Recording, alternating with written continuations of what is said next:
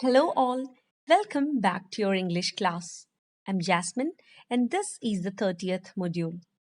In this module, we are going to continue with the chapter The Enemy, written by Pearl S. Buck, taken from the book Vistas.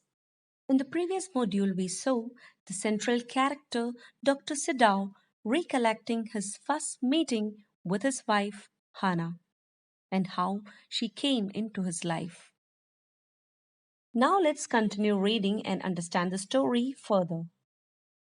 In this section of the story, you can see Sadao saying how they loved each other.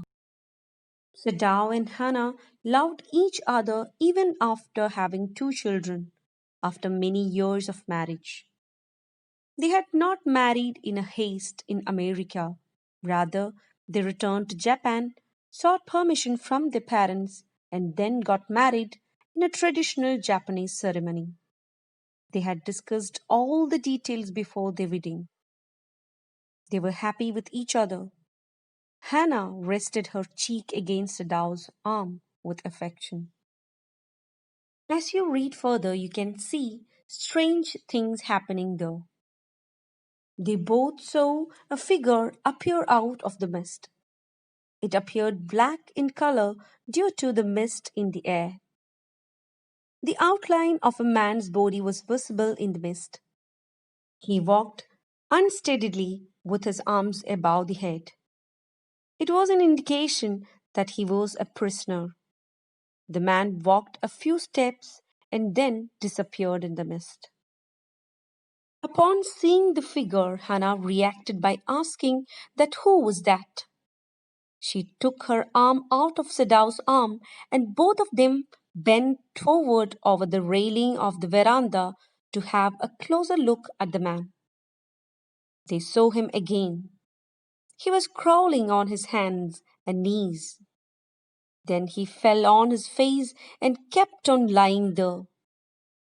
They felt that probably that man had fainted. As the area had villages full of fishermen, Sadao said that probably it was a fisherman who had been washed off his boat. He ran to help him, and Hannah followed him. The loose sleeves of her haori flew as she ran. That part of the coast was not inhabited as it had dangerous rocks on it.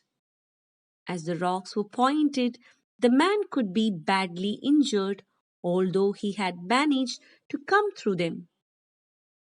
As you read further, you can see the Japanese couple saw the man and they realized that he was badly injured.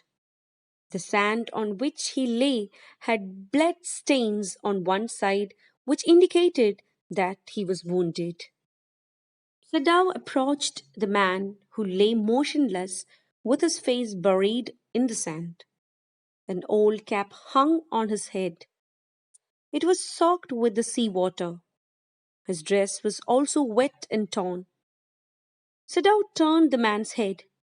As they saw the face, Hannah spoke confidentially that he was a white, that is, an American. As his cap fell off, they saw his wet, yellow colored hair, which had not been cut for a long time. He was young. His face had such marks which indicated that he had been tortured.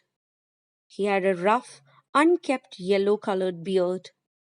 As he had fainted, he did not know of the presence of Sadao and Hannah.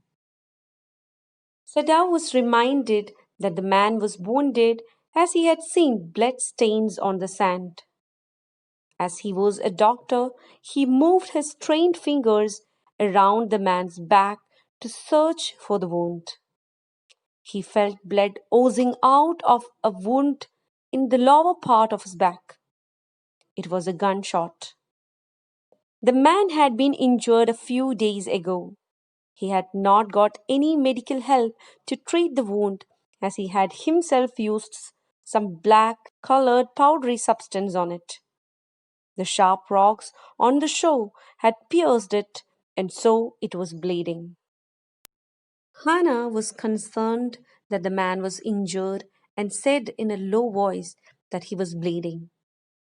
The mist had intensified now. The three of them could not be spotted by anyone. Moreover, the fishermen and the rag pickers did not visit the place at that time of the day.